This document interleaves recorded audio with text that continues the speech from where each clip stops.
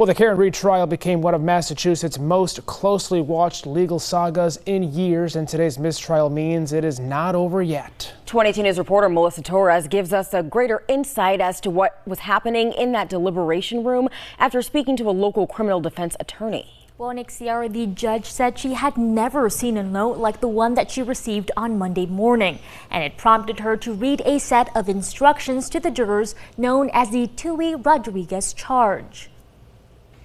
Deadlock instructions are sort of a last-ditch effort by the judge to encourage the jury to reach a unanimous verdict. Those instructions contain, stern instructions. The Tui Rodriguez text read by the judge sent jurors back to deliberation with a series of reminders saying that it is their duty to decide this case and that there is no reason to believe another set of jurors would be more competent to decide Reed's fate. And despite these reminders, the jury was unable to reach a unanimous decision. So when there's a hung jury or a mistrial, the judge will declare that, and then it is if the case is where it was before the trial started, and the Commonwealth can elect to retry the defendant, Ms. Reed, if they want to. They don't have to. Reed was charged with second-degree murder, motor vehicle manslaughter while driving under the influence, and leaving the scene of a collision causing death. This jury heard from 74 witnesses and witnessed 657 exhibits.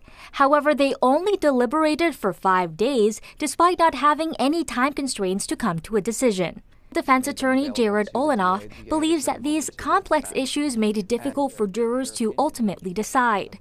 There were so many exhibits, so many witnesses. But one thing, in a case like this, even though there were so many witnesses and exhibits, you don't get a transcript of the witness's testimony. So you can only, remember so much when you're in the deliberation room.